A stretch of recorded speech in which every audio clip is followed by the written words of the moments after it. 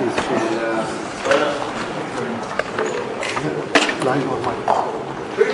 Line or mic? Mic.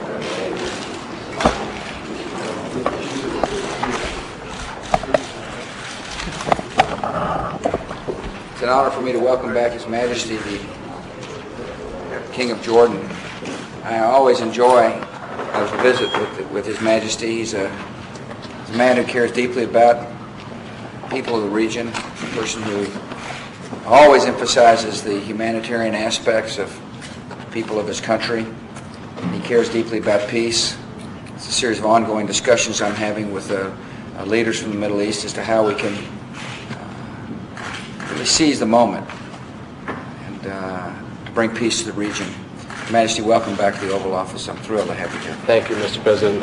Always a delight to see you again and to be here at this difficult time. And I hope that with our discussions today, we can somehow try and articulate a way to bring Palestinians and Israelis to peace and security. And I look forward to fruitful discussions with you this evening.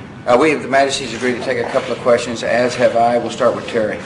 Mr. President, you should seize the moment. In many ways, this is a difficult moment.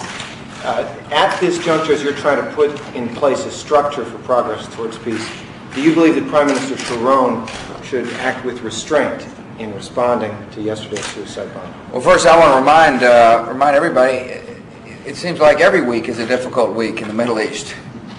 And it's been difficult months in the Middle East, and it's been difficult years in the Middle East. There's been a lot of hard feelings and hatreds, and our jobs are to convince people, first and foremost, that they've got to believe in peace. And Israel is a nation that is a sovereign nation. But whatever response Israel decides to take, my hope, of course, is that the Prime Minister keeps this vision of peace in mind. We got to want peace in order to achieve peace, and that's what the United States is working toward.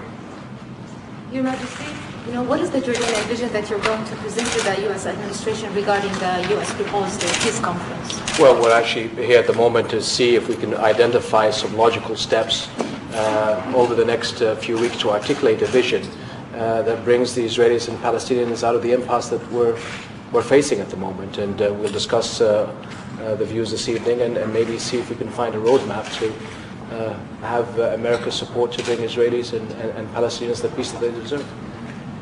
Jim. Mr. President, do you see any role at all for Arafat in any kind of peace conference at this point, or does that have to wait until there's been a reform in the Palestinian Authority? Well, first of all, I was pleased to read the transcripts of his call against terror in Arabic. I didn't read the transcription in Arabic, I read the English translation. But I was most pleased that he did that. I thought that was an incredibly positive sign. As you know, I've been one who he has disappointed in the past. And therefore, I hope that his actions now match his words.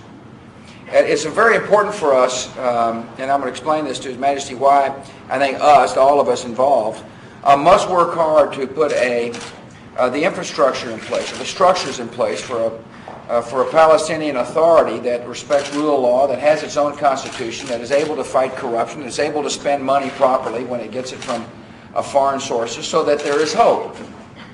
There is hope for the Palestinian people. One of the things I'm deeply concerned about, and I know His Majesty is as well, is that there's a lot of people, Palestinians, who don't believe there's any hope. There's no future. And we've got to make sure they have a better future by putting an economic plan in place. But that can't happen unless there is a Palestinian Authority that's backed by a true government. I mean, a true sense of the ability to run itself.